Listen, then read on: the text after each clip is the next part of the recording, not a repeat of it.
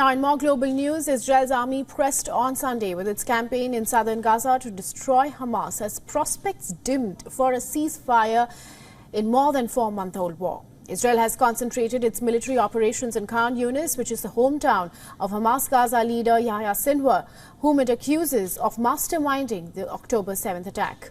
Israel's top ally, US, signaled it would veto the latest push for a UN Security Council resolution demanding an immediate ceasefire. Now, Washington favors a temporary truce and hostage release deal, and mediator Qatar acknowledged that separate ceasefire talks had also hit an impasse after Netanyahu rejected some Hamas demands as baseless. Now, the Israeli Prime Minister has rejected calls to spare Rafah, arguing that failing to launch the operation would mean to lose the war, and the Israeli military says that it is working to move civilians from the area to minimize casualties. Israel's government unanimously adopted a declaration rejecting the recognition of a Palestinian state. Now, Netanyahu said, and I quote here, after the terrible massacre of October 7th, there can be no greater reward for terrorism than that, and it will prevent any future peace settlement. Now, Brazilian president also accused Israel of committing genocide in Gaza and compared its actions to Adolf Hitler's campaign to exterminate Jews. And the comments that sparked a strong Israeli protest, Netanyahu accused Lula of having disgraced the memory of the 6 million Jews who were murdered by the Nazis and demonized the Jewish state like most anti-Israel.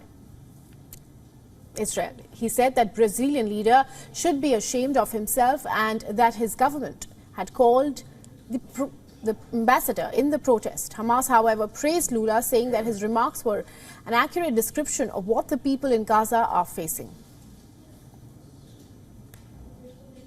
Today, the president of Brazil, by comparing Israel's war in Gaza against Hamas, a genocidal terrorist organization, to the Holocaust, President Silva has disgraced the memory of 6 million Jews murdered by the Nazis, and he's demonized the Jewish state like the most virulent anti-Semite. He should be ashamed of himself. In the latest violence in West Bank, 2 Palestinian men, including a member of an armed group, were killed on Sunday in an Israeli raid, while a third was shot at a checkpoint. EU Foreign Policy Chief Josep Borrell described the situation as being at boiling point and warned that we could be on the eve of a greater explosion. British maritime security firm said that a UK-registered cargo ship reportedly being under attack in the Bab al-Mandab Strait of Yemen on Sunday, and the UK Maritime Trade Operations Agency reported that crew abandoning a ship off Yemen after an explosion. The Pentagon stated that U.S. forces in the Red Sea successfully conducted 5 self-defense strikes to foil attacks by land and sea from Houthi-controlled areas of Yemen. And as per the U.S. Central Command, the strikes included targeting the first observed Houthi employment of an unmanned underwater vessel since attacks began in October. Now, another of the 5 involved, an unmanned surface vessel, essentially a floating drone. And the use of such vessels has been comparatively rare.